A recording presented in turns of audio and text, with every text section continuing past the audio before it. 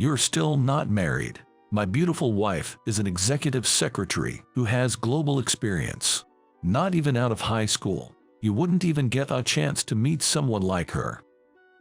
After 30 years, my middle school classmate, now referred to as Mike, ridiculed me upon our reunion.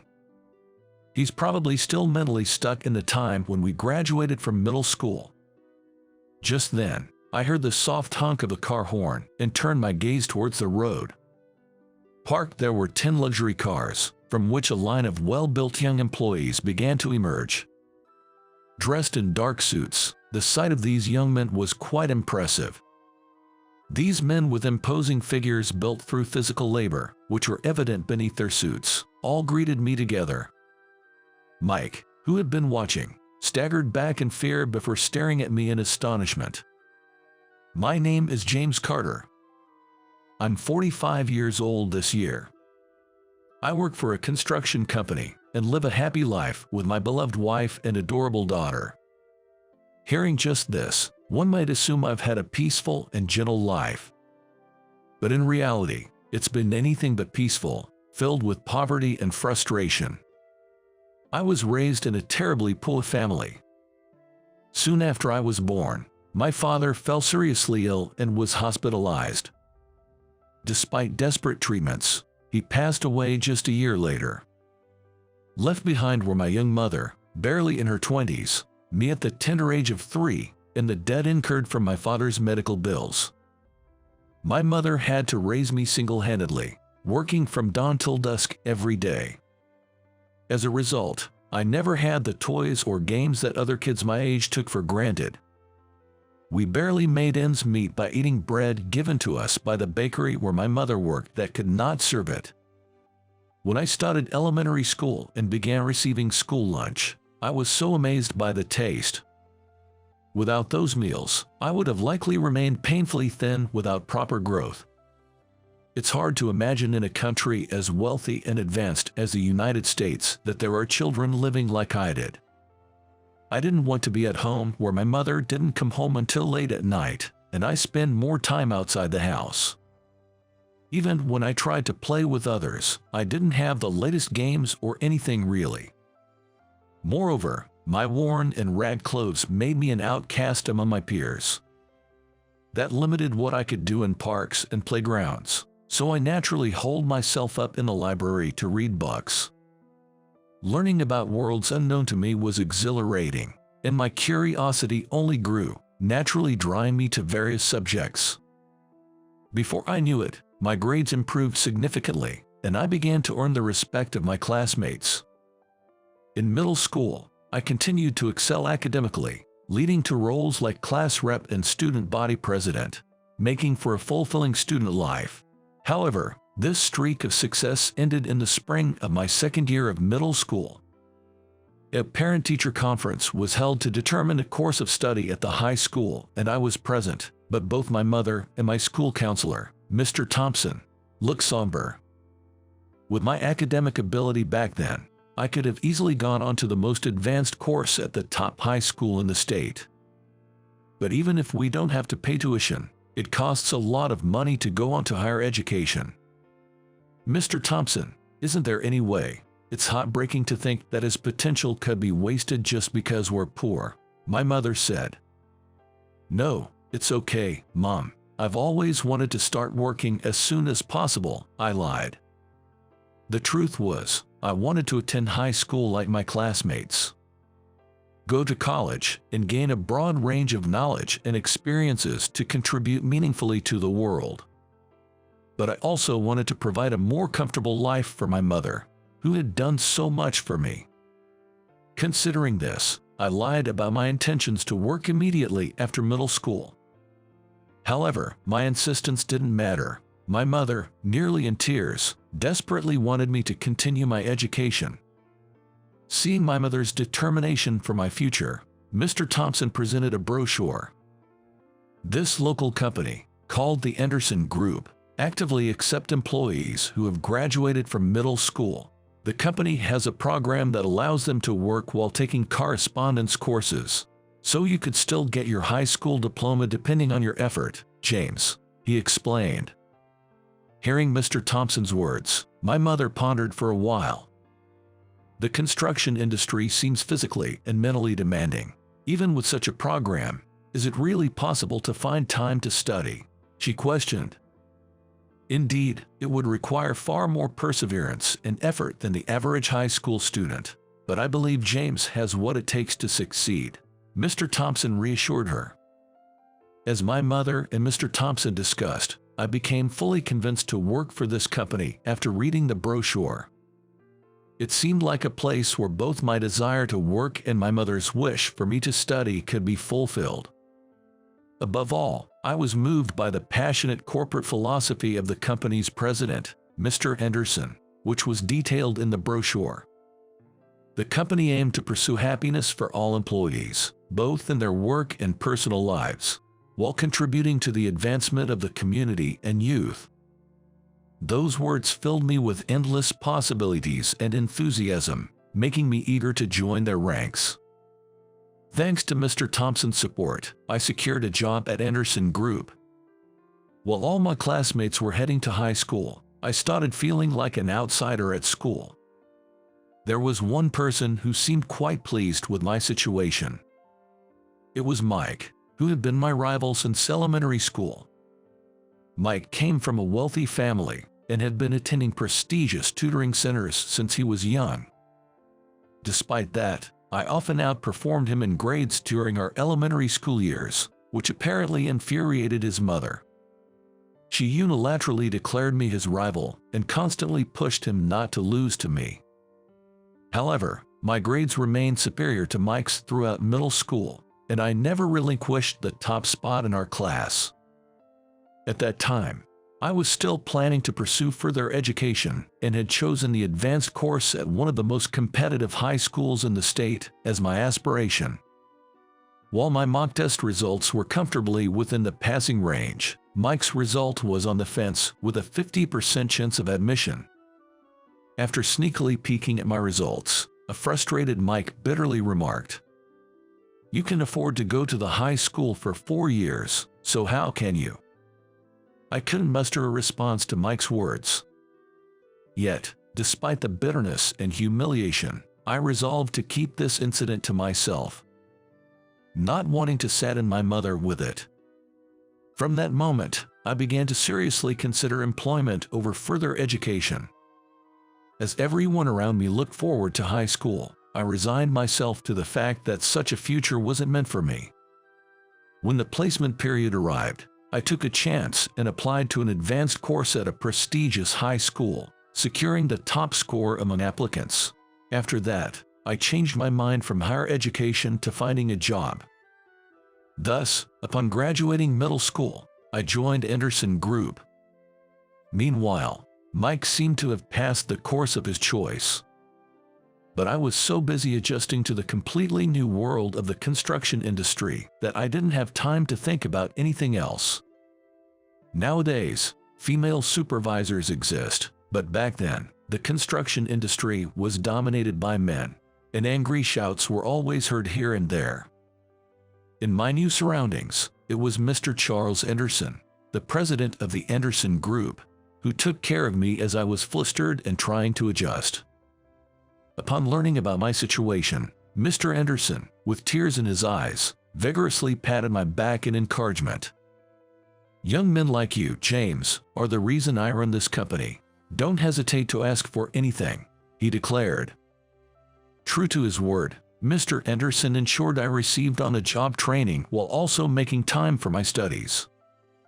Consequently, I spent my mornings working on-site and my evenings studying at Mr. Anderson's home.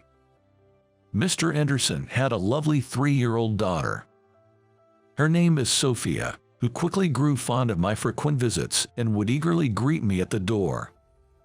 "Sophia seems to have taken a real liking to you, James. Even when I'm around, she heads straight to you," Mr. Anderson would say, making me feel somewhat embarrassed.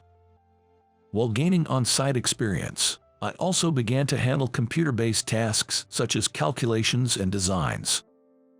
Apparently, I was better suited for the latter and gradually began to focus on administrative work.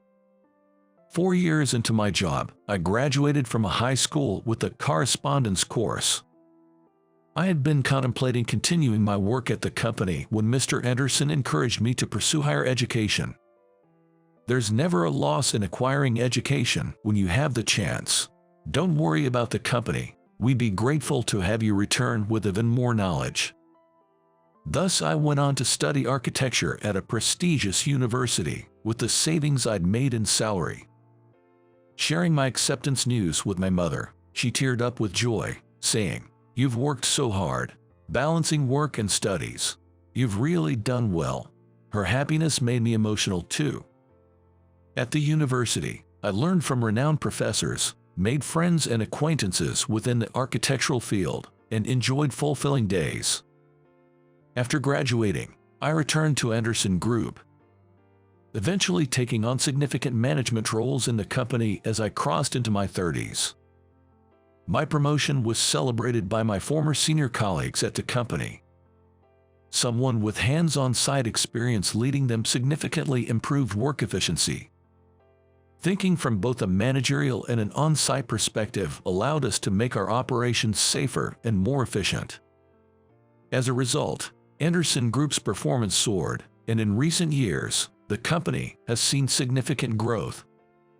My alma mater occasionally invited me to lecture on architecture, enhancing my local reputation and attracting a steady stream of young job applicants, contributing to the company's continued growth. Meanwhile, Mr. Anderson's daughter, Sophia, grew into a beautiful woman.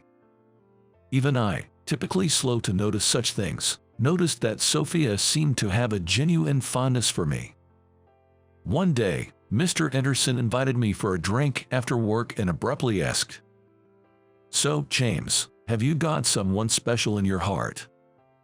"No, I'm enjoying my work right now and haven't really had the chance to meet any women." In response to my casual reply, Mr. Anderson looked at me seriously. "What do you think of Sophia? You already know. She really wants to marry you. I can trust you with my sweet daughter." Though I had sensed her affection, having it explicitly stated made me feel both embarrassed and elated. The next day, I dressed in my best suit and visited Mr. Anderson's home. With a bouquet of roses in hand, I declared to Sophia, "Sophia, I promise to make you happy. Please marry me." Nervously, I had intended to ask her out, but I ended up proposing instead. Nevertheless, Sophia blushed with happiness and said, "Yes, I'd be delighted to if you'll have me," and we were married a year later. Sophia took my last name, and we've been living a happy married life. 30 years after graduating from junior high and entering the workforce, I turned 45. It was a fitting milestone for me to become the second president of the company. Now, as my father-in-law, Mr. Anderson, taught me the ropes of being a president, my days became busier and more fulfilling than ever. Before I knew it, Anderson Group had grown into a regional powerhouse with 7,500 employees. Amidst this, the company was invited to play a central role in a major regional development project. With many related companies involved, a networking reception was organized in a hotel's grand hall to foster connections. On the day of the reception, the venue, set up as a buffet-style party, was bursting with the enthusiasm and ambition of those in the construction industry. This time, family attendance was encouraged, so the presence of construction company presidents' spouses and children added to the ambience. Sophia mentioned she would join later, so I waited for her arrival at the entrance, looking out onto the street. That's when a man stopped in front of me. His face seemed familiar, and as he approached and scrutinized me, he broke into a wide smile. "Hey, aren't you James? Long time no see. It's me, Mike." It was Mike, the one who had treated me as a rival back in middle school. "It's been a while. Surprised you recognized me." "I'm a sales director now. Beating my peers requires at least remembering names." Mike smirked, crossing his arms and staring at me. "I heard you became a carpenter. Are you involved in this project? You don't look sunburned, though." Got fired from carpentry. He probably assumed I was still working on site due to my initial job. It seemed Mike couldn't grasp that people's jobs and positions change over time. Wanting to feel superior by comparing himself to me, just like in middle school. Mike continued scrutinizing me, but then seemed to find a new angle to attack from. Attending alone, aren't you? You're still not married. My beautiful wife is an executive secretary who has global experience. Not even out of high school. You wouldn't even get a chance to meet women. Reuniting after 30 years only to be mocked by Mike indicated his mindset hadn't evolved since middle school. While I understood his desire to boast about his wonderful wife and success, it wasn't appropriate for this setting. Mike went on boasting, but I was growing increasingly uncomfortable. Then, I heard a car horn and turned to look at the road. James, I'm sorry to keep you waited. Sophia, glad you could make it. In front of a lineup of 10 luxury cars. Sophia's arrival brought a smile to my face. Thanks for coming today. Are the others in the cars behind your father and his colleagues? Yes, Dad wanted to give the younger members of the group a chance to learn too. As Sophia and I chatted amiably, well-built young employees began stepping out of the luxury cars. Dressed in dark suits, their presence was impressive. And their muscular builds, honed by physical labor, were apparent even through their suits as they greeted me. Witnessing this, Mike staggered back in shock, then looked incredulously between Sophia and me. What? You're married, and to someone from the group? Yeah, she's my wonderful wife. Thanks to her, I'm leading a very happy life. I replied honestly, without feeling the need to hide anything. Our young and well-built employees gradually made their way into the hotel hall. At that moment, a woman dressed in a dark navy suit approached us. Mike greeted her with a relieved expression. You're late. It seemed she was the wife Mike had boasted about, who has global experience. Being a secretary, she appeared in a simple outfit for today's event. This is my wife, Madison. She is beautiful and works as an executive secretary. She used to live in Paris and Barcelona, so she speaks French and Spanish. Isn't that great? Mike boasted as if her achievements were his own. After a brief glance at him, I greeted Madison. Though undoubtedly beautiful, her often forlorn expression caught my attention. Noticing me, Madison's demeanor shifted to a more formal one as she quickly greeted me. Thank you for your support. I appreciate your consideration the other day. It's no problem at all. It must have been tough for you since then. Overhearing our exchange, Mike looked at me quizzically. Madison's an executive secretary at a trading company, right? Why are you, just a carpenter, speaking so familiarly with her? What are you talking about? This is Mr. Carter, the president of Anderson Group, a leading corporation in our state. He generously forgave our company for a delivery mishap recently. Madison corrected him. Indeed, Madison was the secretary to the director of one of Anderson Group's business partners. Not quite the high-level executive assistant Mike portrayed her. As faced with the truth, Mike stood agape, stunned. After all, Anderson Group was central to the current project. It was almost absurd that Mike, involved in a regional development plan, didn't recognize my name. However, unwilling to accept the reality, Mike shook his head in disbelief before raising his voice again. Stop lying. I don't know how you deceived my Madison, but it's shameful to boast and lie even though you're poor. I was about to retort when Madison quickly apologized. I'm sorry for my husband's rudeness. Despite the opportunity you gave us at work recently, we've caused you discomfort today. It's fine. Work and personal life are separate, after all.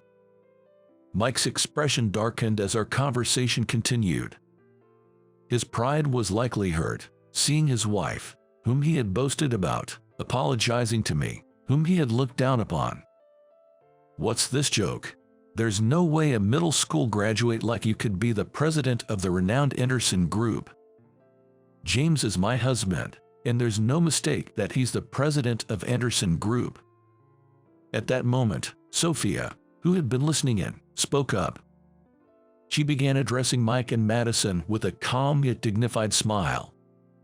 "James joined Anderson Group when I was just 3 years old. I've always known I wanted to be with him, and we got married as soon as I turned 18. What a lovely story. To be dedicated to your husband like that from such a young age, it must have been a fateful encounter."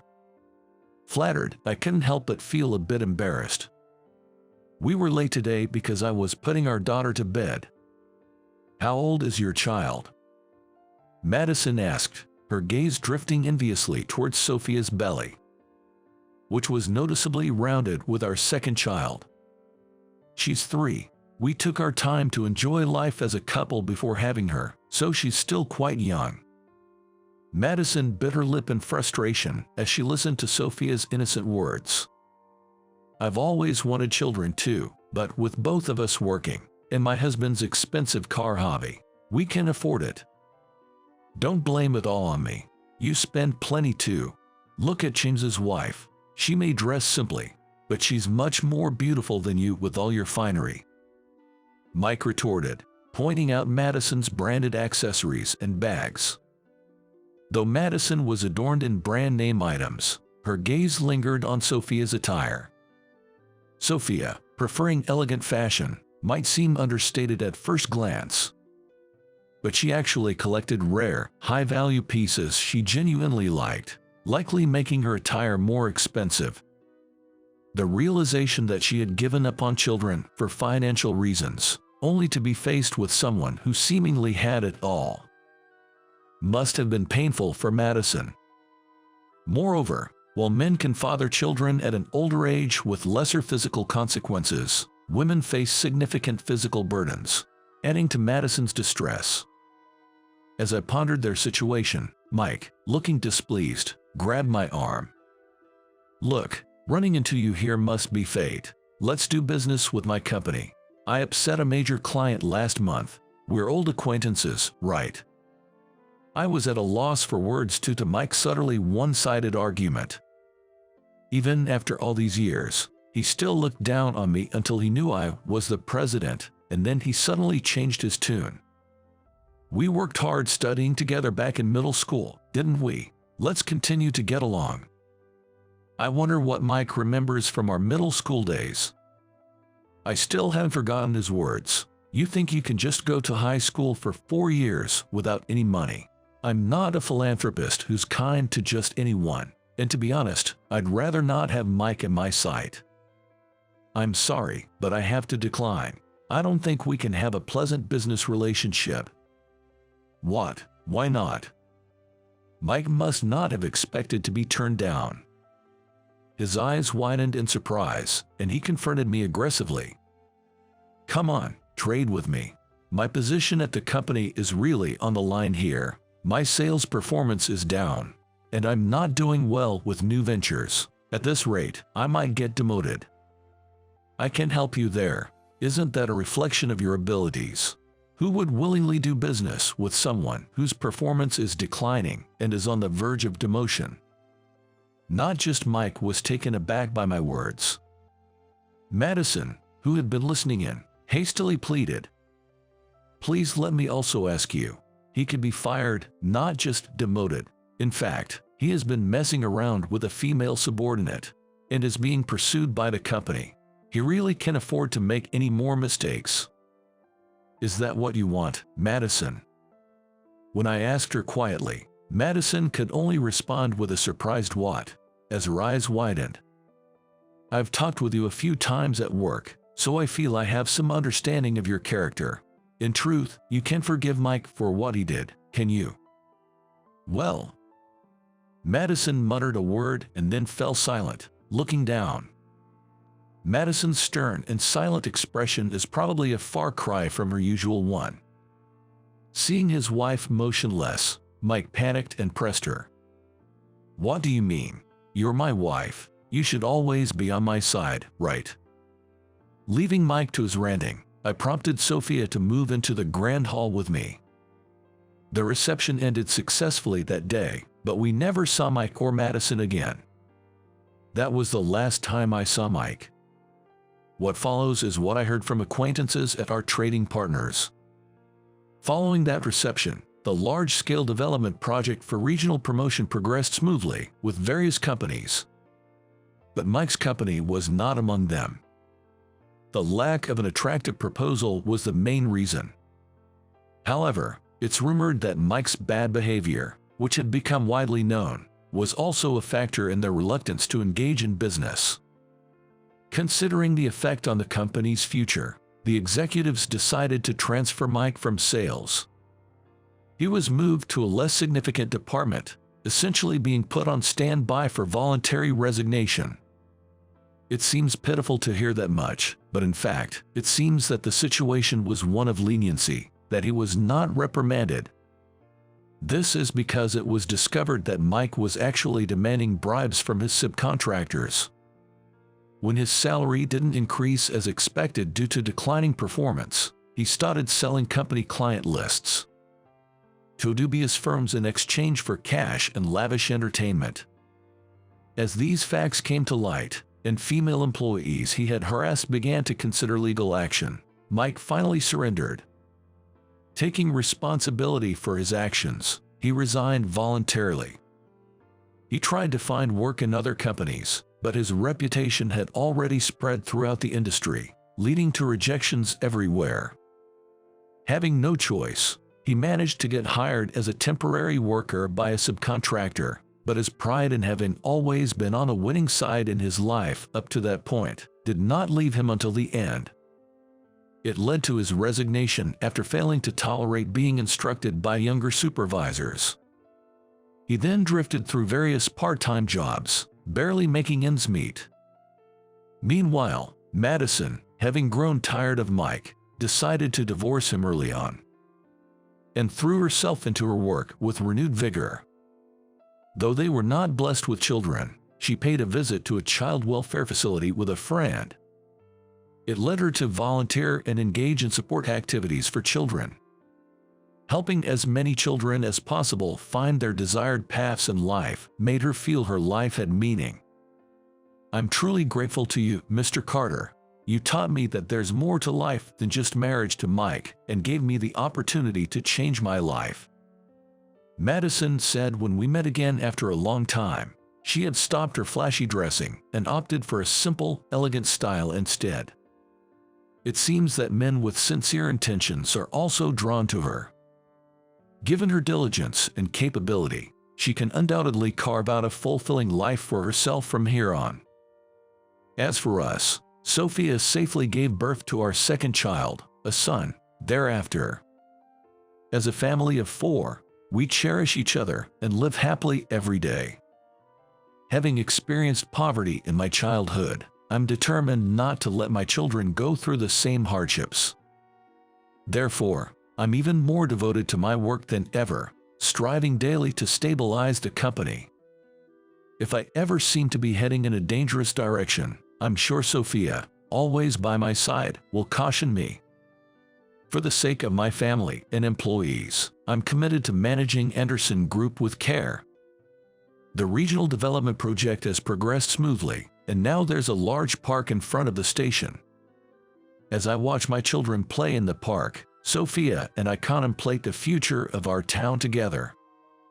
The future of our children represents the future of our country. I want to do everything within our power to pass on a better world to our children.